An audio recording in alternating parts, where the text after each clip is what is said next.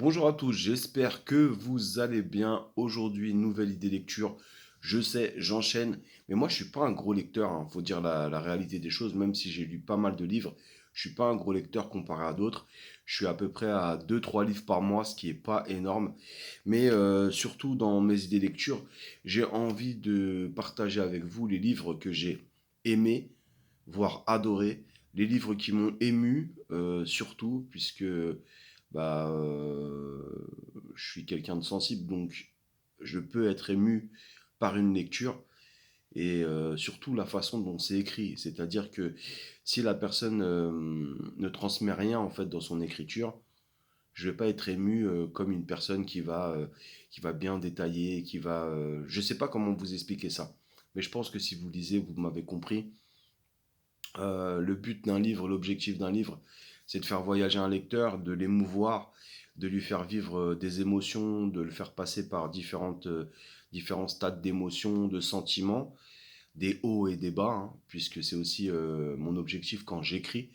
Donc plus je lis, plus je m'améliore dans mes écrits aussi.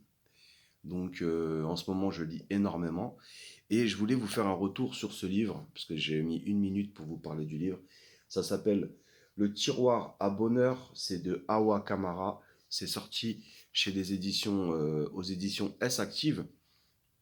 Pourquoi je vous parle de ce livre? Awa Kamara, c'est pas forcément une auteure qui est connue. Moi, je l'ai découvert sur Internet, sur Instagram. J'ai découverte sur Instagram et j'ai découvert le résumé de son livre sur Insta et je me suis dit, ah, tiens, une auteure qui est originaire des Yvelines, comme moi, bon, on va aller voir ce que ça donne. Du coup, j'ai commandé son livre et je vous cache pas que j'ai pris une claque monumentale, une leçon de vie, une leçon d'humanité, une leçon de pudeur. Voilà, je vais vous lire le résumé sur la quatrième de couverture. Liam, 4 ans, vient d'avoir un petit frère.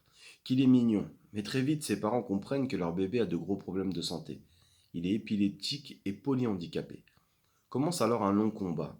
Tout en délicatesse et avec pudeur, la dynamique Awa nous raconte comment elle va devenir aidante familiale, ouvrir par nécessité une crèche inclusive qui accueille des enfants valides et des enfants en situation de handicap.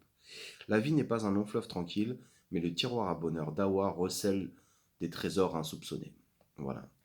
Donc, je vous le conseille réellement.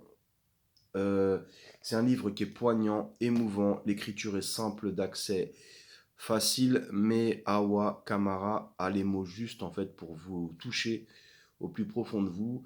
C'est un livre sur la frustration, la culpabilité quand on a un enfant handicapé. C'est un livre qui est facile par l'écriture, mais qui est quand même assez difficile dans certains points, mais toujours positif, et c'est ça que j'ai beaucoup aimé. Ça m'a ému, voilà, ça m'a tiré quelques larmes aussi, quelques rires aussi, voilà. Et bah franchement, je vous le conseille, je vous le conseille vraiment. On va dire que c'est un livre qui donne une leçon de vie en fait sur ce qu'est le combat en fait, la lutte quand on a un enfant qui est polyhandicapé en l'occurrence, et bah, qu'il faut jamais lâcher, jamais abandonner, et que voilà, malgré bah, le handicap, bah, ça reste un être humain qu'il faut protéger, qu'il faut aimer, qu'il faut chérir, et il faut aussi en être fier. Et franchement, je tire mon chapeau à Wakamara pour ce livre qui m'a beaucoup touché. Donc je vous le conseille. Le tiroir à bonheur de Awa Kamara, c'est sorti chez les éditions S Active, et bah, n'hésitez pas à aller découvrir ça.